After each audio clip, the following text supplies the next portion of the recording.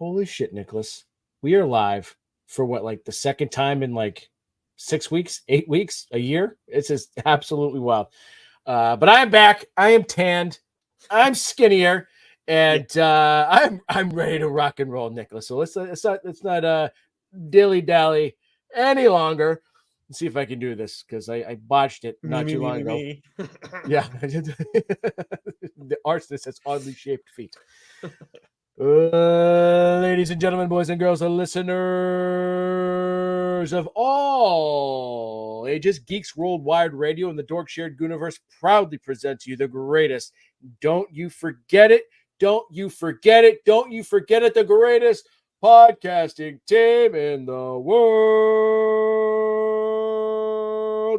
He is the humble comic book writer, Nick Friar. I'm your friendly neighborhood backcracker, Dr. Joe. And together we are the TLDR Comic Book Club, baby. Nicholas, how you doing? I am glad to be talking comics with you again, Joe. We had a very fun Christmas in July and I would say successful Christmas in July, because obviously we gave you guys a ton of awesome interviews that I have since gone back and listened to all of them at least once, some of them multiple times. Had a great time. And guess what? Here's the thing: if you're seeing us, whether it's on our Twitter, over on YouTube, or on Instagram Live, or if you're listening to us on one of our audio channels, which make sure you subscribe there, leave a 5-star rating and review. Otherwise, you're learning the real meaning of backcracker. Wherever you're listening to us or consuming this show, you are seeing what's new, which usually means we have something else in the hopper. And guess what? We already have it in the hopper. We have another conversation with Zach Kaplan. And we talked some Kill All Immortals, which fucking love it. The second issue of that's coming out in the week after this. But we also got to talk to him about Dark Empty Void, his new Mad Cave title that has been announced. The FOC for that is on August 12th. So that's this upcoming Monday. When you guys hit your local comic shop, make sure you let them know you want to add that to your pull list. We just got done chatting with him about it. Joe, I know you loved it. You got to read it before I did. This was so good. The first 2 pages, there's like a twist. We talk about it with Zach, but man, like that blew me away. What was it for you that you loved so much about Dark Empty Void? Well, without giving too much away, I loved how it started. I always talk about how books end, and this book obviously ends with that, moment we always talk about it getting its hooks into you. But for me, it got its hooks into me right in the beginning. It's the way that he sort of juxtaposes. I don't know. It's juxtaposes. There we go. Juxtaposes. Yeah, you got it. The narration with the art, and then sort of how it gets flipped, right? And so you, in your mind, you're going, you're assuming things are going in one direction, and then bam, he pulls the rug out from under you and takes you in a brilliant other direction, and then sort of ties it all together at the end. This was just such a great first issue. This is a sort of a as he described it, a claustrophobic sci-fi horror story. And boy, is claustrophobic like the perfect descriptor for it. So I can't wait for people to read it. It's absolutely excellent. Make sure you throw it on your pull list quickly. As soon as you hear my fucking dumb voice, call your comic book shop, run to your comic book shop, get it on your pull list. Don't think twice about it. Now, I know you have a couple things that you need to weigh in on, but one thing I want to make sure I mention too, Joe. First, with if you're not listening to us in audio form, you're finding us somewhere on Twitter. Friar Side Chats, our conversations with creators across the industry, the only place you can find them are on our audio channels. And we're on all the major podcasting platforms, some of the smaller ones too. If you're finding us on Twitter, YouTube, or Instagram, and we're not on the podcasting platform that you use, just send us a DM. We'll make sure we get over there, but we haven't run into that issue just yet. But before you you weigh in on a couple, what is it? Before you get to this thing you're about to say, remember, I fucking called you humble. The humble comic book writer in my intro, Nicholas. So don't make me look stupid here. I'm not making you look stupid. I just want to make sure that the people know that the Cloakroom 2, Scott Snyder presents the Cloakroom 2, is the Kickstarter for that has begun. I was featured in the first issue, which we've talked about. If you didn't get a chance to pick up the first issue when that Kickstarter was going on, you can also grab it in this Kickstarter campaign as well. But the Cloakroom 2, that is a whole new slew of stories from people in Scott Snyder's writing class. You guys are going to want to check that out. I finally got my comps for the first one.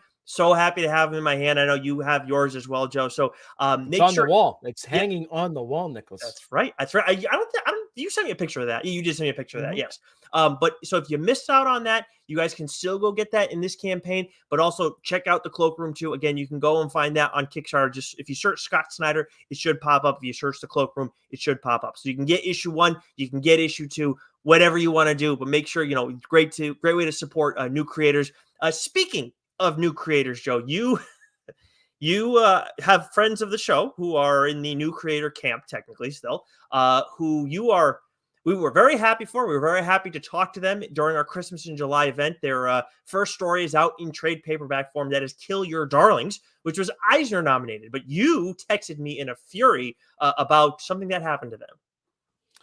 Fucking pissed, Nicholas. I am fucking pissed. They got hosed. They did not win the Eisner for Kill Your Darlings. I think something called Pee Pee Poo Poo or some nonsense like that one. Like, I listen, I'm sure it's an excellent book. I don't want to knock them. I haven't read it, but I know enough about this book that it got fucking screwed. And I know I've been trying not to swear so much, but Kill Your Darling should not have lost to a book called Pee Pee Poo Poo. It's fucking nonsense. I was look, like you said, we haven't read it, so we have no fucking clue. But at the same time, I would have picked Kill Your Darlings over anything else. I mean, I feel like they should have won it. But yeah, I'm not as I look. I'm happy for the guys getting that Eisner nom is huge for them in general. But I was stunned when I saw the title of the book that beat them out. But hey, some people were happy about it. Congrats to all of them. Congrats to the noms. I know Somna won an Eisner as well. That is a book I'm going to be talking about on the show at some point. Haven't had a chance to do that yet, but I did take dibs on that one, so I'm excited. Daniel Warren Johnson won a few for Transformers. You've heard Yeah. us talk about the Energon universe. You've heard us talk about Transformers, so that was well earned and well deserved.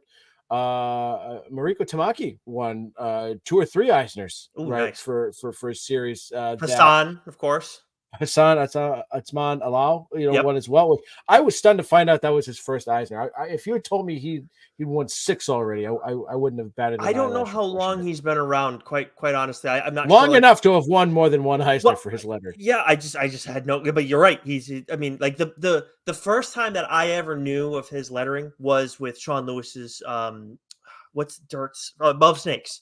Yes. Like that was when I first like my first like who the fuck is this? So like I don't know, but either way, so yes, obviously I understand. I agree with you that I think Kill Your Darling should have won the Eisner that they were nominated for, but. Either way, what are you making of the Batman Cape Crusader series? 'Cause I did watch the first episode. I enjoyed it, but I don't know how you feel about it. Love it. Mm. Absolutely love it. Right. And what I forgotten was when it was announced is that Ed Brubaker is heavily involved in Yeah, this first season.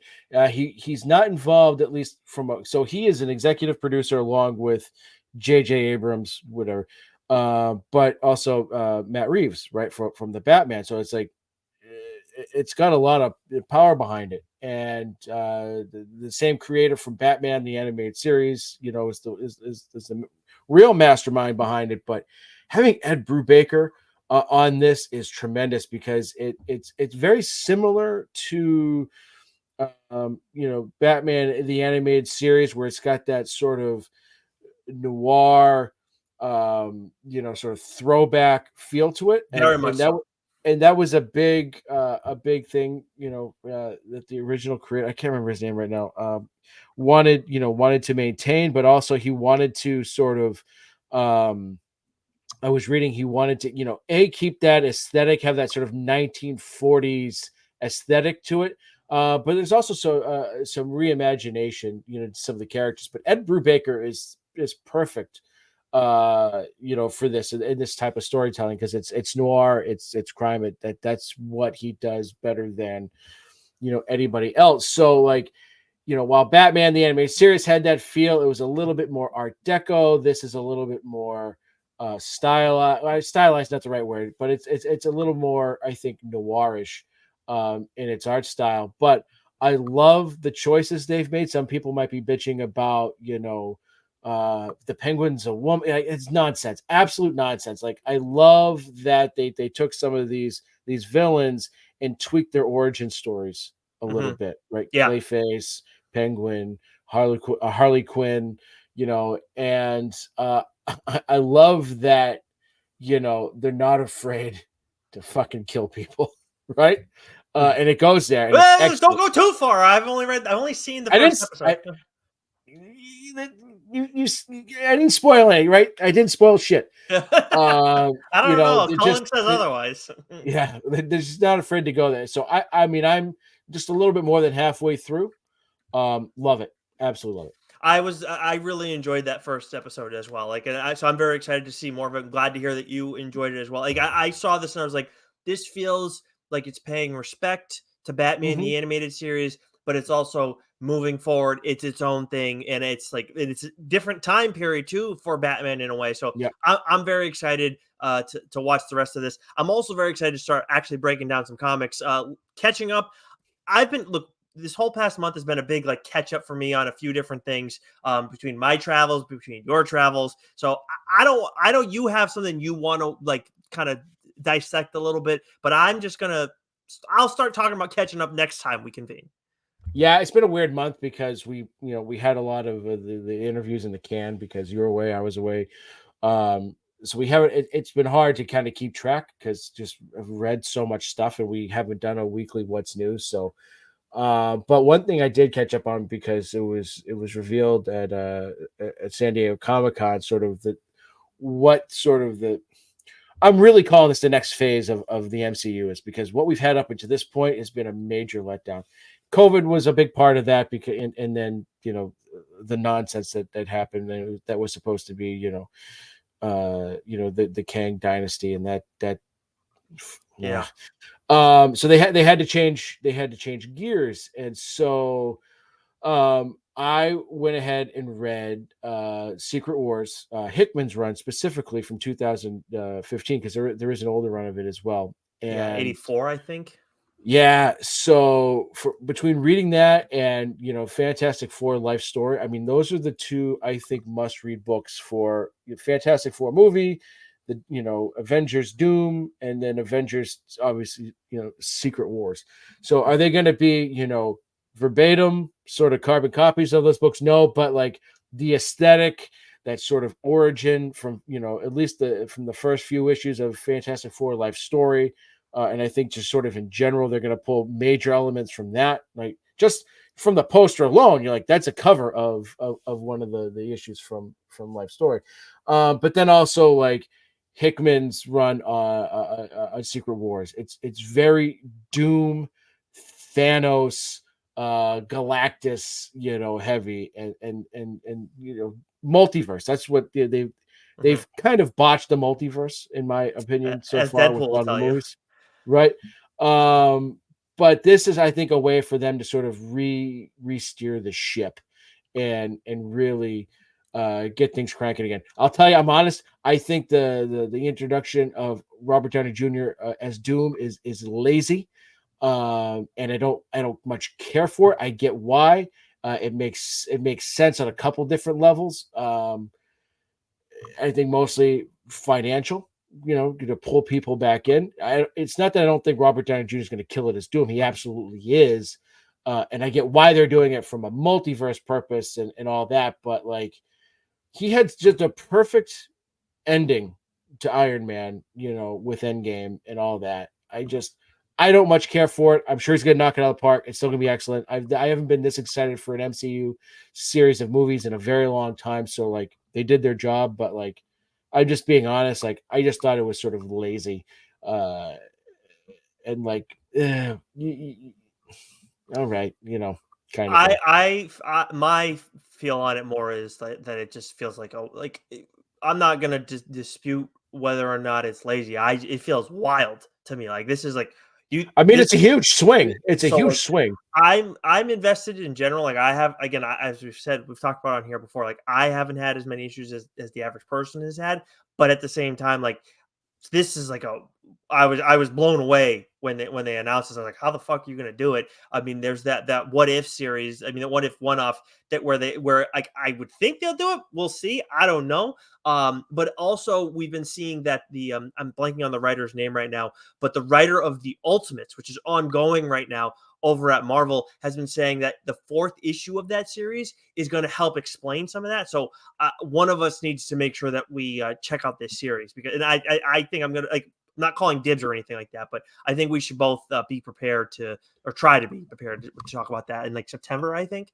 Yeah, I mean, I'll tell you, when I saw the picture of it, I thought it was a Photoshop. I thought it was a spoof, right? I can I understand. thought like someone's fucking yanking my chain here, and then like, oh no, this is real, and it was a bit of an eye roll. But like I said, it's not going to detract me from seeing it. I'm like I said, I'm more juiced, and it is a big swing. Mm, Despite me calling it lazy, like no one saw that coming, and they kept that under wraps. Like holy cow! But like, yeah, it's crazy. yeah, Yeah, it's something else. That's for damn sure. It's again, like Marvel's taken done a lot of things in cinema that we haven't seen elsewhere, and this is sure as hell one of them. So, anyways, enough about what's going on the big screen. We care about what's going on in the books, and let's start off with Marvel for what's new this week in comics. Joe, what do you got for me? So from Marvel Comics, we have Ultimate Black Panther, Nicholas, issue 7. The Avengers, issue 17. A very, very brilliant and excellent issue of Daredevil, number 12. Ooh. The Incredible Hulk, issue 15. Doctor Strange, issue 18. The Spectacular Spider-Man, I actually said that correctly, issue 6. Star Wars, The High Republic, issue 10. Spider-Man Reign 2, issue 2. Wolverine Deep Cut, issue 2. Star Wars Inquisitors, issue 2. Speaking of Star Wars, Nicholas, I couldn't help myself. I have no room for this, but I bought it anyways. You The really don't. No, I don't. Is the Star Wars Lego set, the Sarlacc pit. Like I saw it, I gotta Oh, fucking have this. I gotta have oh, this. So I okay, am currently in the process of putting that together. nice. Venom War, issue 1. Spider-Man Black Suit and Blood, issue 1. Even though I wrote booed, I still said it correctly. Spidey and His Amazing Friends, issue 1. Blood Hunters, issue 1. And a book that I had intended to read. You Oh, read it. You underlined it. I don't know if you're going to call dibs. I just haven't gotten to it yet. That is Uncanny X-Men, issue 1. no, this is like I don't think like this is these are the big like X-Men right now, like with the main titles at least. Like So hot. So hot. we Like need to be Hansel. reading these. Uncanny X-Men issue 1, Gail Simone, David Marquez. Obviously, we talked to Ryan Segment about X-Men and his run with Jed McKay, what's going on with Cyclops, Psylocke, Beast, Magneto, and a few other characters. Really enjoyed the first issue. Can't wait for that series to continue. But I'd be lying if I didn't say, from a roster standpoint, in terms of the characters that we're dealing with, that Uncanny X-Men wasn't what I was most excited for, because we have Wolverine, we have Rogue, we have Nightcrawler, and we have that motherfucker Gambit, who is finally like getting his flowers right now. That everybody's loving what Channing Tatum did on the big screen. Spoiler alert. But man, I what more could I ask for, knowing about that roster coming in, and then like absolutely delivers in this first issue. We have Rogue as the leader, and they explain it like very succinctly, and it's fucking perfect. I love it. Something's going on with Wolverine and all this. Very unclear what that is, but in like the best of ways. And then like to go back to Gambit, man, if the first issue is any indication of what we're going to see from Remy LeBeau throughout this series, this is going to be an outstanding run for Gambit. I am so pumped coming off of this first issue, Joe. Love that. Love that. And we all know your knack, your love, your obsession for Rogue. And how do I want to put this? The cargo she carries. You know what? I really like how you put that. I'm not Thank you. gonna like Thank you. you were gonna have to put that perfect, because I'm like, whatever he's saying is gonna be stupid. I know where he's going. And you came through, man. Bravo. I am impressed. Thank you. Hats off to you. But yeah, I mean, hey man, like Gambit is like my like spirit animal, so of course I'm gonna love Rogue. Anyways, moving on, Uncanny X-Men issue 1. Make sure you guys are picking that up at your local comic shop this week. From DC Comics, we have, what is AP issue 2? All Absolute Power issue 2. You and your fucking abbreviations. Birds of Prey issue 12. Shazam issue 14, The Boy Wonder issue 4, Blue Beetle issue 11, Kneel Before Zod issue 8, My Adventures with Superman issue 3, Batman Scooby-Doo Mysteries issue 8, Wayne Family Adventures issue 124. No idea where this one came from, as we've talked about previously. I feel like Scooby-Doo. it just started at like Yeah, 123. right. Yeah, I have no clue. So I must have picked it up from years ago. Scooby Doo, Where Are You? Issue 12, and Gotham City Sirens issue 1. And then, Joe, we have Batman 151, which you want to delve into. This is gonna absolutely stun you. It's gonna knock your fucking socks off. Tape your nips down because they're about to be blown off. I last time we were on here, I was bitching and moaning about Absolute Power because we got the news about All In and how everything's going to be reset. So I said, why the hell am I reading this? But I got to, and then I went on my other rant about how I hate how events bleed into the mainline stories of books I'm already reading. That happened with Batman issue 150. And I didn't much care for it in that issue, but with 151, and like there's been a bunch of absolute stories between now and then, or tie-ins at least. I gotta tell you, it was so fucking good in this issue of Batman. Like Ooh.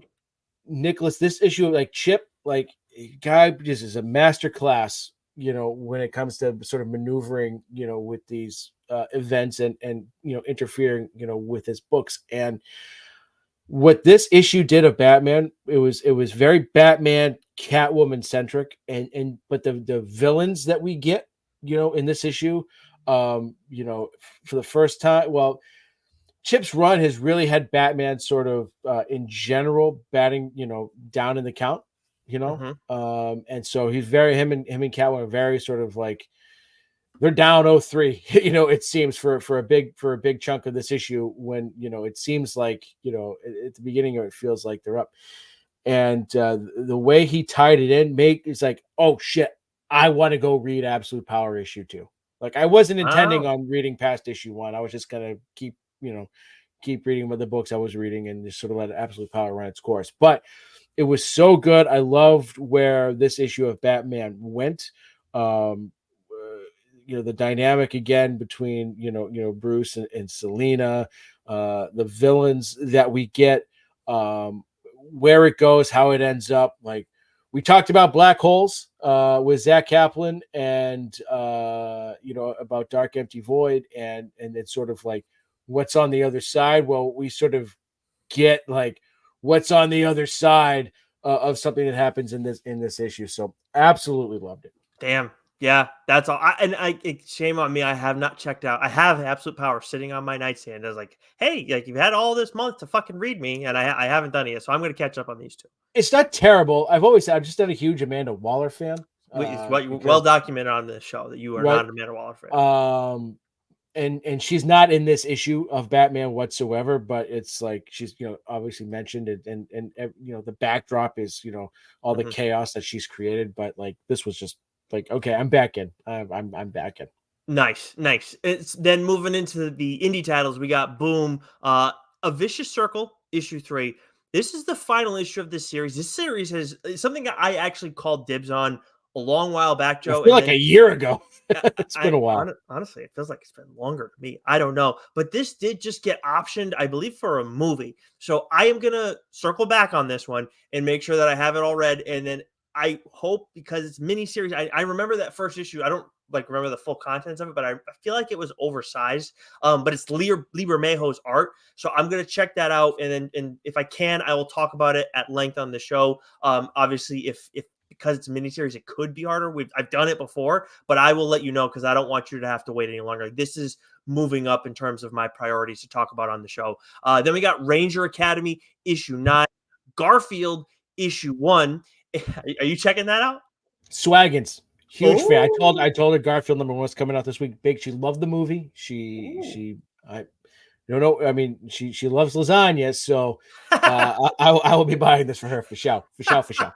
Nice. And then we got Red Before Black issue 1, Stephanie Phillips and Goran Suzuka. I talked about this during our one stream that we did throughout July ahead of this. I have dibs on this book. Very excited coming off of this first issue. We got a really like cool badass female character at the center of this, and Stephanie Phillips kind of yanked us in a few different directions throughout the course of this issue. So highly recommend you guys checking this out if you didn't already have it on your pull list. Red Before Black issue 1. And that wraps things up for Boom Joe. Dark Horse, what do you got for me?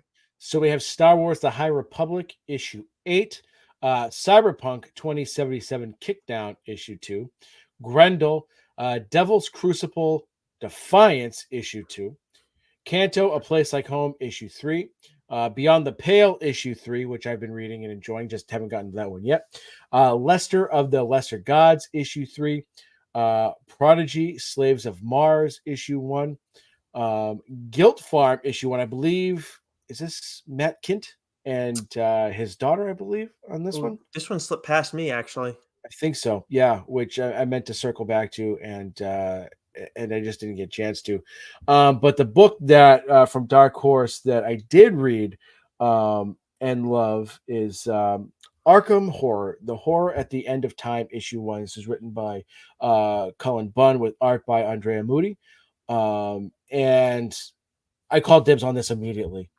I don't know if like Arkham Horror has already been like a series, and the Horror at the End of Time is just sort of like a new chapter in that series, or if this is just an original title and that's just its full title.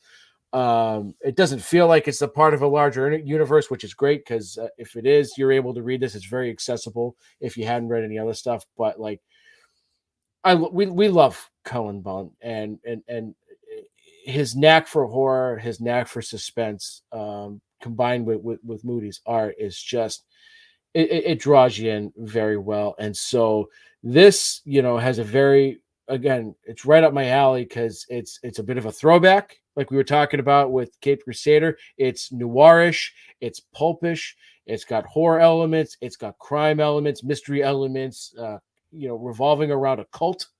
So like everything about it is just it's an absolute home run. And if you've read Cullen's work, you enjoy Cullen's work, you're absolutely gonna love this. This is a must-read book. So that's Arkham Horror: The Horror at the End of Time, issue 1. Like, I can't say enough good things about it. I don't want to dive too much deeper into it because Sure. I don't want to spoil anything, obviously, right? I didn't spoil shit.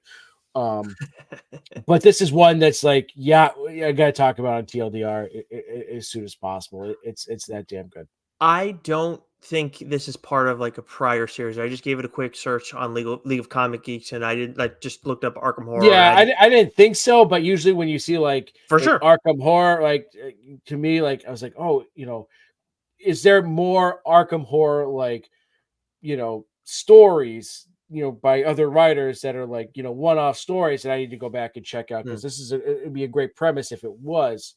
So whether it is or it isn't, it doesn't matter. Like, this is Right. just a really effing good first issue. Yeah, when you called dibs, I was kind of kicking myself because I actually thought you already had dibs for some reason. I thought Cullen.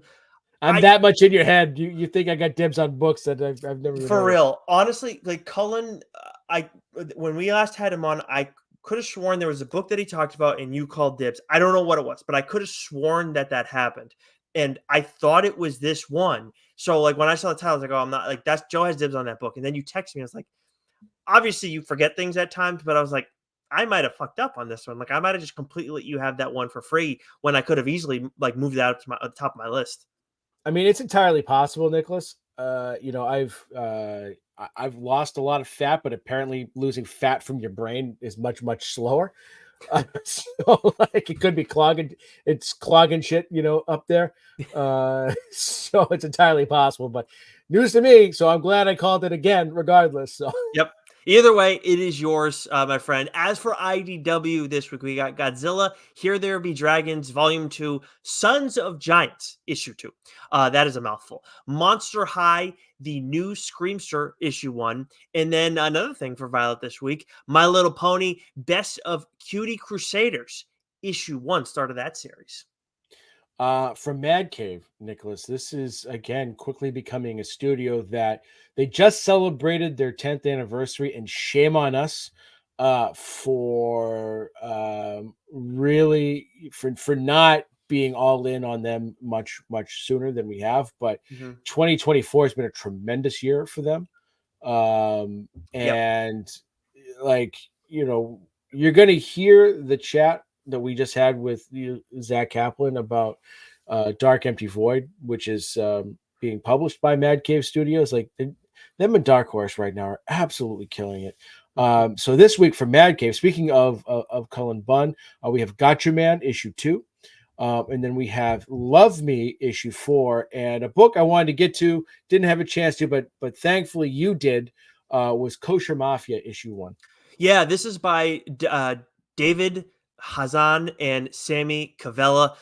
This was a title that like I just saw it and I was like, okay, yeah, I'm gonna check it out. It's an issue 1 from Mad Cave. Obviously, we are reading more and more of their stuff, and I started reading this and I was like, okay, cool. And then at some point, it's just like it takes a turn for me, and I was like, this is okay, this is really good. This is really interesting. And I have not called dibs because I would like to give you the opportunity to check it out. You and I both have. You have double the size dib list of me right now, but at the same time, like I still have plenty of books to get to. So I was like, It's a defense mechanism. yeah, Yeah. I know it is.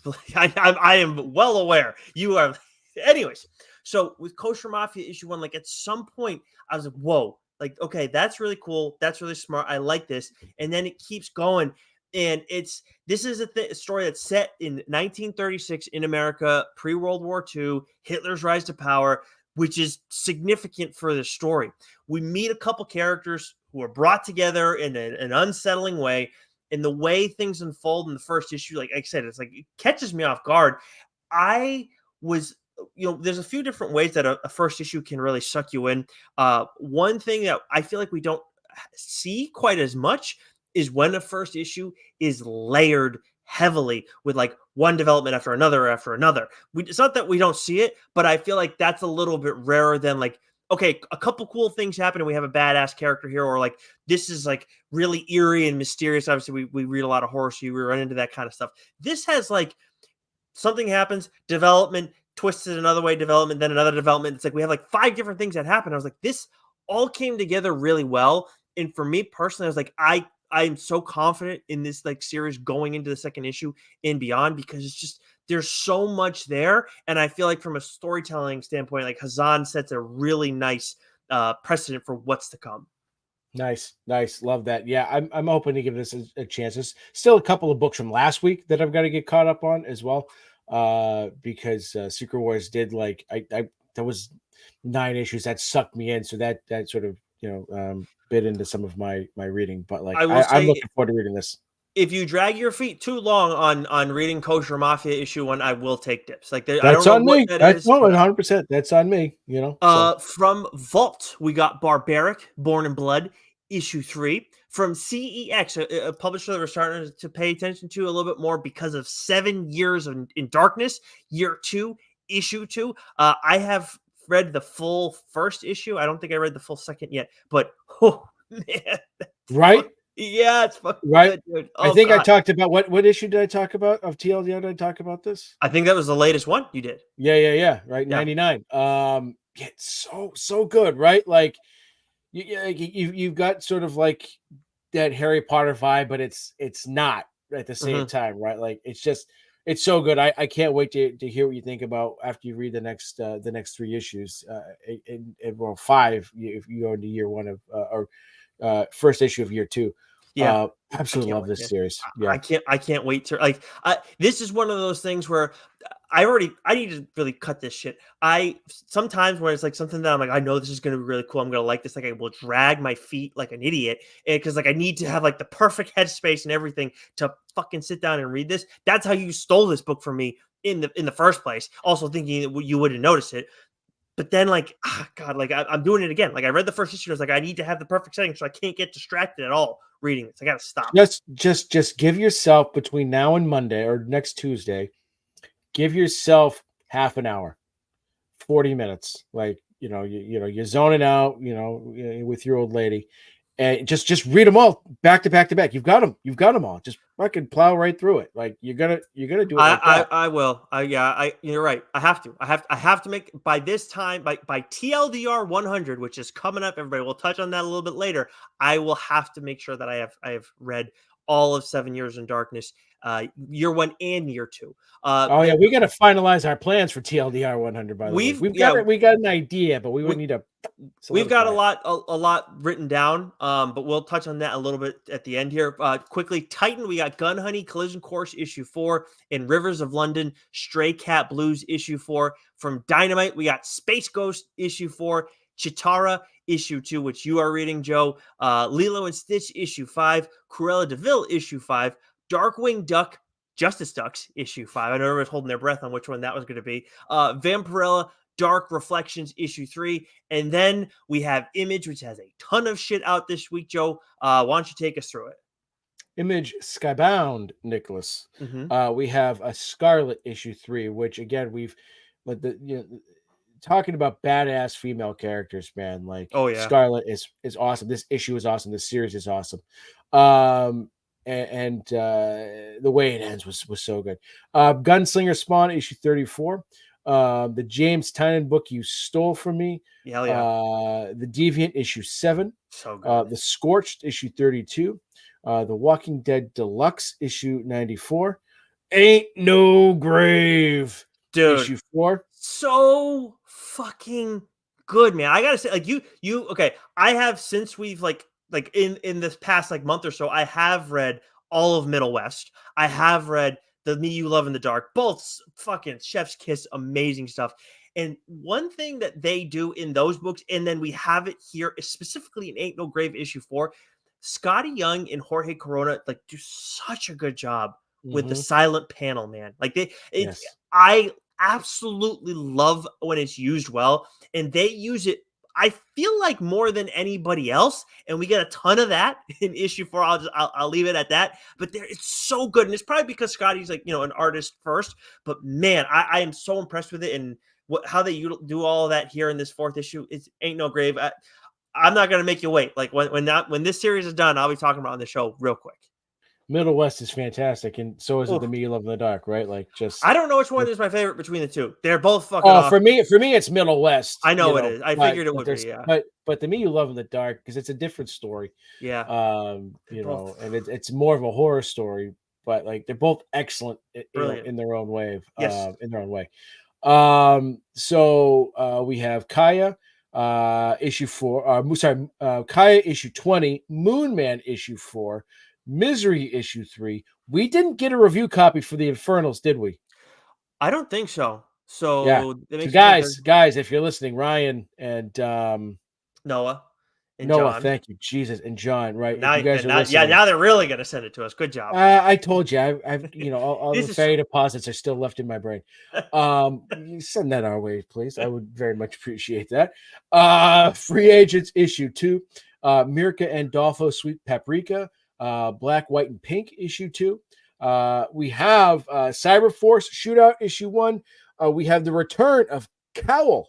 So this is Cowl 1964 issue 1. I didn't read this only because I have the trade for the original Cowl, which I want to read. Mhm. And I want to have that all together. I don't want to dive into this without having that as a background and primer, 100%. which is part of the Massiverse. Retroactive. And then and then we have 2 books we want to discuss. I'm going to start Please do. we've talked about Chip a few times today, and that is Public Domain issue 7. I mean, this is a series that we love. Love. And have you read The Domain? You read The Domain, right? Yeah, I read The Domain. Yeah, Yes. yeah. Which is great because it's the comic that they are working on in Public Domain. And Wild.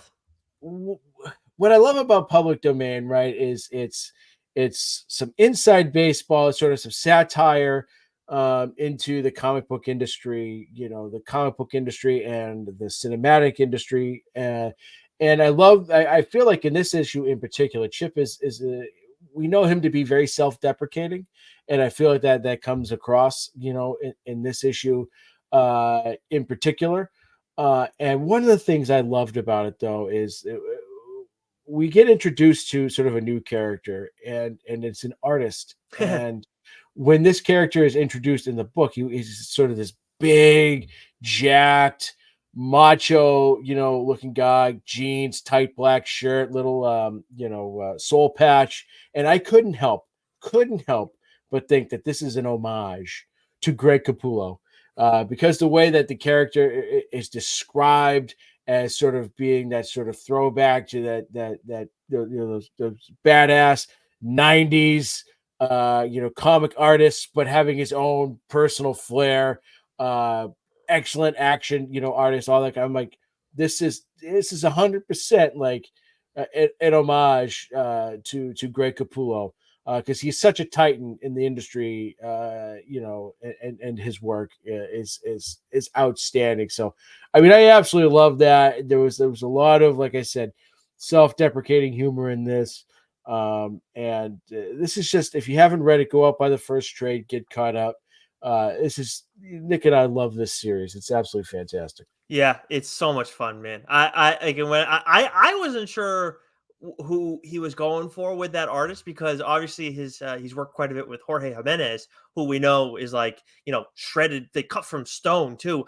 He's Yeah. not like he's not a moose like that. But I was like, I didn't know for sure. But but either way, it's so much fun. And the character who we see on the cover of issue 7 of Public Domain, like I might be my favorite character in this series. Just His hair is slicked back real nice. he's an artiste. Yeah, There's a he's certain specific thing. There's a certain thing that he does, or we find out about him in this issue about his process, and I was just like, oh my god, this is yeah. so fucking ridiculous, and it's so funny. So yeah, it's been Public Domain's been an awesome series. And then we got to finish things off with the Power Fantasy issue 1. That is the title that kicked off Christmas in July on TLDR. Of course, written by Kieran Gillen with art by Casper Wingard. And if you like Kieran, like you're really going to like this first issue. It very much feels like he's in his element. And of course, again, then you're getting like this beautiful art from Casper Wingard, who is gonna have a wild time illustrating this series, because I mean, we talked about it when we had Kieran on. Like, this first issue is like we're getting like table setting and figuring out the lay of the land, because like we're meeting this whole new world, like superhero like figures, and then and then we get this development. It's like, wait, what the fuck just happened? Like, you have to like turn on a dime. Like, this is like the first issue, but I think this is going to be how the series is in general. It's a calm conversation about a dire subject until it isn't calm anymore. Right. And Casper's art, I mean, he does the line art and the colors, and I love his style. It is unique all into his own, and his colors are vibrant, and his line art is just, it's awesome. There's just this kick ass aspect to his art, and everything about it, and it's a perfect marriage for this story, Yeah. and Kieran's writing. So again, like, when you go out to your local comic book shop this week, if it's on the rack, grab it. Grab it. We told you when we had Kieran on, and we'll reiterate that now. Like, this is a must-read series. Yeah, absolutely. Hands down. Another awesome week in comics. And again, reminder for everybody, we have our Friar Side Chat with Zach Kaplan that's going to be dropping probably the day after that this is hitting your listening device. So make sure you subscribe to an audio channel if you're someone who prefers to watch us on our streams, because that's the only place you can get our Friar Side Chats, our conversations with creators across the industry.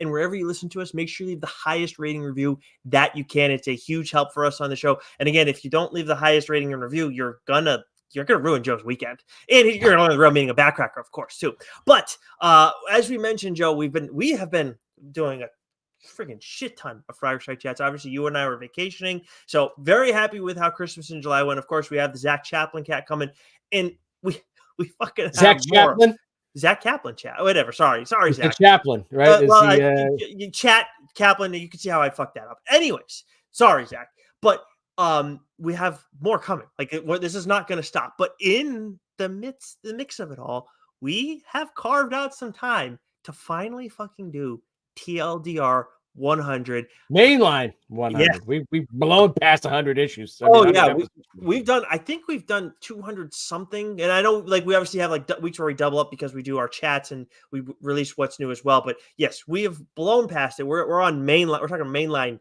100. So we will. This will be giant sized TLDR. So we're still going to be doing what's new, but we're also going to release. Well, I don't know if we're going to stream them at the same time, Joe. We'll obviously let everybody know, but we are going to release this upcoming what's new separately from giant size TLDR because you and I have kind of gone over some of the plans already. We're going to be each talking about a book like we normally do in our mainline episodes, but we got quite a few other things that we want to break down just as we reflect and look back on the show after 100 mainline episodes. And of course, we've done an interview or two, so we probably want to talk about that in some capacity, but we got a lot to get to. I don't know about you, but I'm very excited to get to this finally. I need to count. I think we're on a record-setting pace for Friar Side Chats this year. Now, Christmas in July, and us being away had a large part to do with that. But we've had creators approach us about doing chats that kind of came out of nowhere, which is always love that. Like that is to me, like the biggest compliment we can get. Yep. And then we've discovered new writers and new books this year, and we've reached out and we're happy to have set some things up. And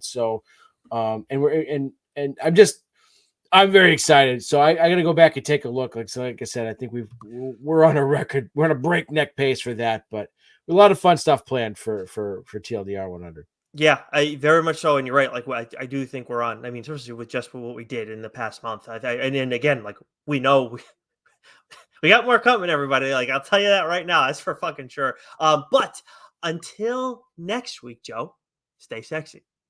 You know it.